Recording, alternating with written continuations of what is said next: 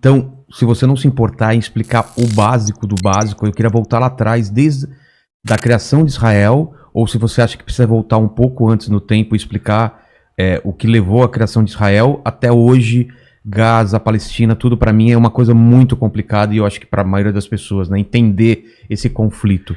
Porque parece que não é um conflito Israel e Palestina, Não. é uma coisa muito maior, né? Não, então, esse problema que existe agora Não é Hamas e Israel. Tá. Então, assim, então pra mim é complicado. Como você acha melhor a gente voltar no tempo pra explicar? Qual que é o melhor caminho? Pra tentar, né? Eu sei que é difícil. É porque, assim, tem muitos detalhes, né? Um conflito a gente poderia dizer que esse conflito começa em 1860, mais ou menos. Caramba! Conflito, eu estou dizendo, quando volta a existir o início de um movimento nacional judaico para ganhar independência e soberania em parte da região da Palestina, porque o nome da região é Palestina.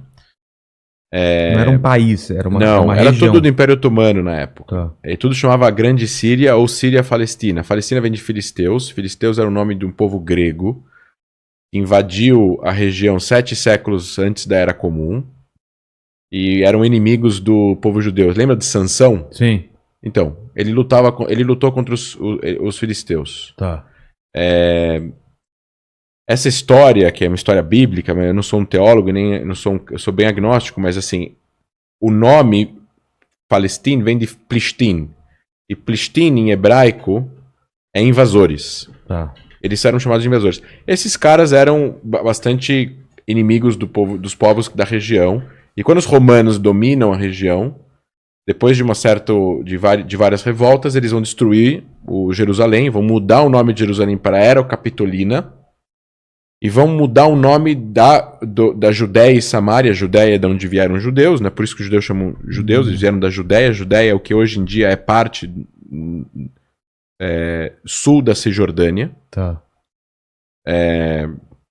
Ou margem ocidental, ou Cisjordânia, ou Judéia. E eles vão destruir Jerusalém, e aí os judeus vão ser colocados no exílio. E para poder humilhar, e isso era muito comum entre os impérios naquela época, você muda o nome da região para o nome do inimigo de quem você está expulsando. Então eles mudaram o nome para Palestina, terra dos filisteus. Entendi. E não tem nada a ver o nome, e eu não estou agora desmerecendo o nacionalismo palestino e nem os palestinos hoje e a sua vontade por autodeterminação. Eu super respeito, tenho vários amigos árabes palestinos, mas naquela época a gente não está falando da religião islâmica ainda, porque Maomé não tinha, estamos falando de 600, 700 anos antes do Islã existir. Sim. Né? Aí, obviamente, esse nome da região fica Síria-Palestina, que era o nome de toda a região. Todo o Levante, onde é hoje em dia os países que nós conhecemos como Síria, Líbano, Jordânia, Israel, Cisjordânia, faixa de Gaza. Tá. Esse pedaço era o pedaço do Levante, que tá num... Você tem dois grandes planaltos e você tem uns enclaves no meio, e é mais ou menos essa região. Então você tem aí toda uma história atrás dessa região, e obviamente Jerusalém como marco importante religioso judaico, depois cristão. Jesus nasce em Belém, é crucificado em Jerusalém, cresce em Nazaré, é tudo lá, né? perto, né? Belém é 20 km para baixo de Jerusalém, Nazaré deve ser 60 km, 70 km para cima, né?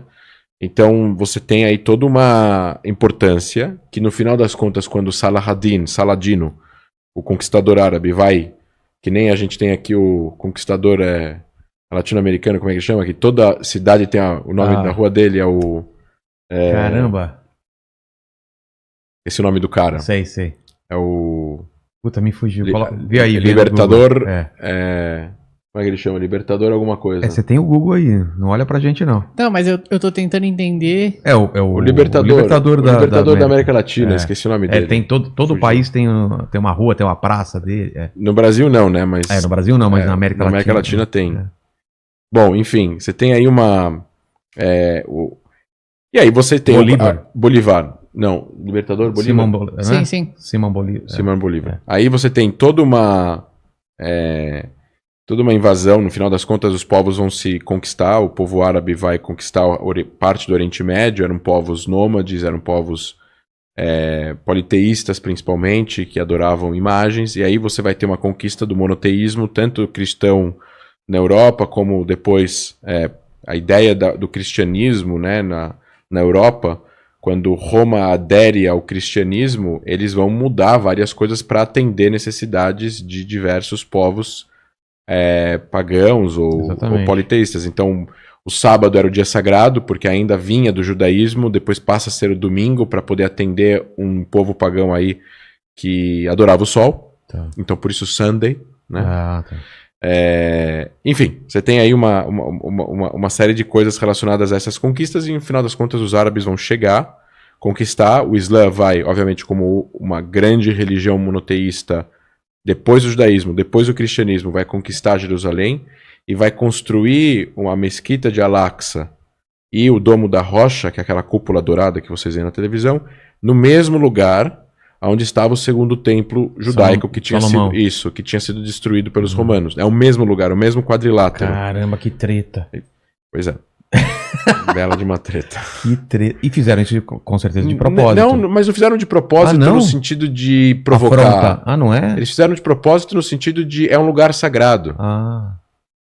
Cara, alguns lugares, por incrível que pareça, atraem mesmo o sagrado. Dizem até algumas historiadores que eles fizeram para proteger o local sagrado judaico de uma invasão de não sei quem e tal, mas é que hoje em dia as narrativas estão tão polarizadas que falam é meu, é teu, não sei o que, não sei o que lá. No final das contas, eu acho que isso prejudica para tentar resolver no final das contas. Mas, vamos lá.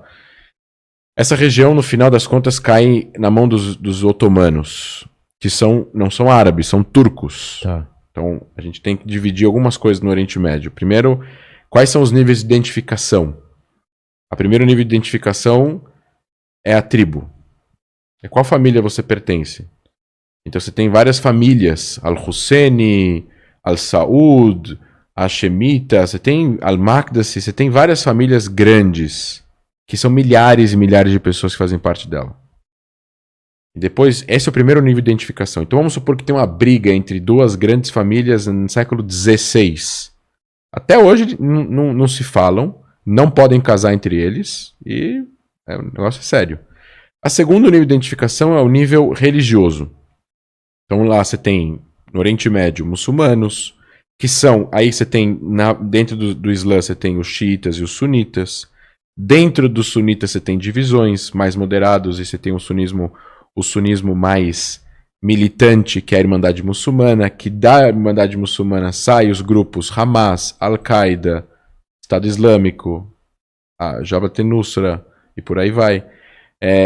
Você tem, fora o Islã, você tem os cristãos, dentro do cristianismo você tem os católicos, os gregos ortodoxos, depois você tem os judeus, depois você tem os drusos, que é uma religião que sai do Islã há 1000 anos atrás, mas eles são árabes. Você tem os beduínos, que são muçulmanos, mas não se identificam tanto quanto árabes, como o povo árabe se identifica. Enfim, você tem... É uma confusão. Depois disso, você tem a identificação étnica. Não tem nada a ver com a religião. Então você tem os árabes, tem os turcos, tem os persas, tem os curdos, tem os pachas, que são a galera que mora no Afeganistão. São pessoas totalmente diferentes. Então aí você tem... Os curdos são muçulmanos, mas não são árabes, são curdos. Os turcos são muçulmanos, mas não são árabes, são turcos. Os persas são muçulmanos, mas não são árabes, são persas. E depois você tem árabes que não são muçulmanos. Em Alexandria, os coptas, no Egito, são cristãos, mas são árabes, mas não são muçulmanos. Você tem cristãos no Líbano, tem cristãos em Israel. 200 mil cristãos moram em Israel, principalmente em cidades como Nazaré e Jaffa, que são cristãos, estão lá há 2000 anos. São cristãos árabes, falam árabe, a língua mãe deles é árabe, mas são cristãos, não são muçulmanos. Então você tem assim, essa é a identificação étnica. Depois você tem a identificação nacional, que é a última, que chega nos últimos 100 anos. Que é se você é sírio, se você é libanês, se você é egípcio, se você é iraquiano, etc. e tal. Mas essas identificações, elas são fortes, mas as anteriores são mais fortes ainda. Por isso que existem guerras dentro desses países, muitas vezes entre as pessoas do próprio país. Iraque teve guerra civil, Afeganistão teve guerra civil, o Egito teve guerra civil, o Líbano teve guerra civil, a Tunísia teve golpe, a Argélia, todos esses países acabam, de uma certa forma, implodindo por dentro por causa de interesses de tribos rivais, ou etnias rivais, ou religiões rivais, dentro do próprio país. Porque isso é mais forte, às vezes, do que a nacionalidade. Que, no final das contas, é um sistema político que o Ocidente, no final das contas, acaba criando com a Revolução Francesa e tal, a Revolução Americana, que acaba não se adaptando muito bem em muitos lugares do mundo. Essa coisa de fronteira, com linhas retas, dividindo países. Com regras bem específicas. Com regras específicas e que você tem aí quem vai ser o governante daquele país. Então, o Iraque, por exemplo. Saddam Hussein é sunita. E o Iraque é 60%, 62% xiita. Caramba. E o cara comandou o país, que ele era minoria, e mandava matar um monte de gente. Ele chegava nas cidades no Iraque e falava quem é o mafioso aqui, quem é o criminoso 1 da cidade. E esse cara, você é o prefeito da cidade agora, eu acabei de nomear. É assim. Que doideira. O Assad na família... A Síria é um país comandado por uma ditadura familiar que foram 3 golpes militares, um dentro do outro quase, praticamente na década de 60. Um golpe, depois outro golpe. Todo mundo do exército, coronéis. O Egito tinha um rei. O rei sai, o Nasser, lá atrás, na década de 50, vai, faz um golpe, não deixa o rei voltar.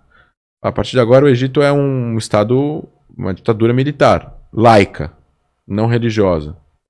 E aí começa, tem várias histórias que são paralelas dentro do Oriente Médio, mas no final das contas, a criação de Israel, que você me perguntou, a gente poderia talvez trazer, o Império Otomano deixa de existir na Primeira Guerra Mundial. Tá.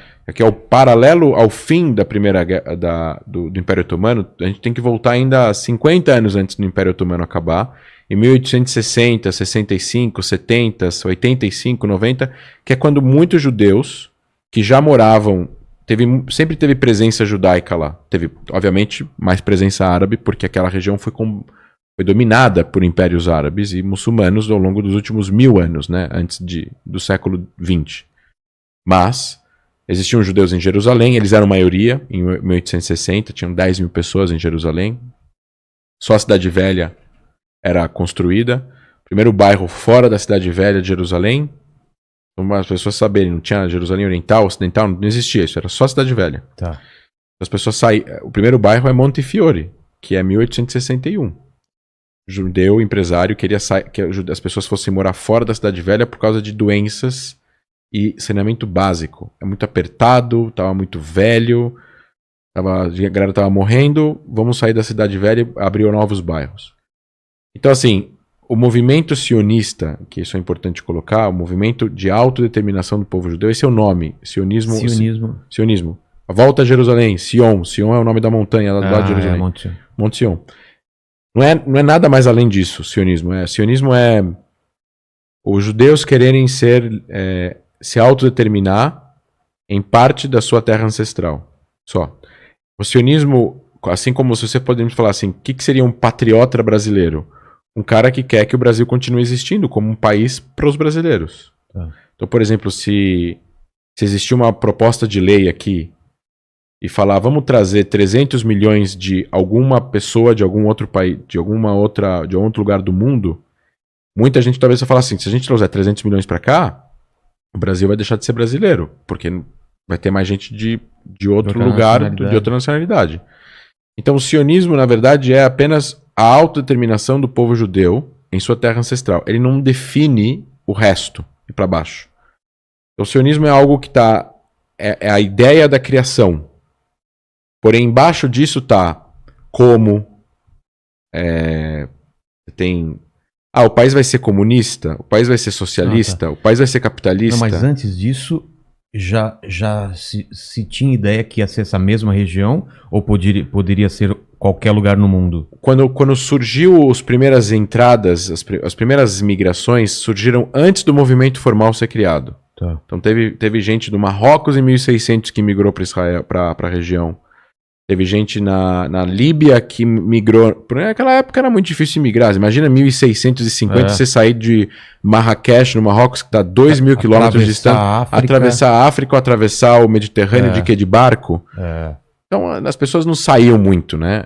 Para se aventurar assim desse jeito. Só que eventualmente isso acontecia.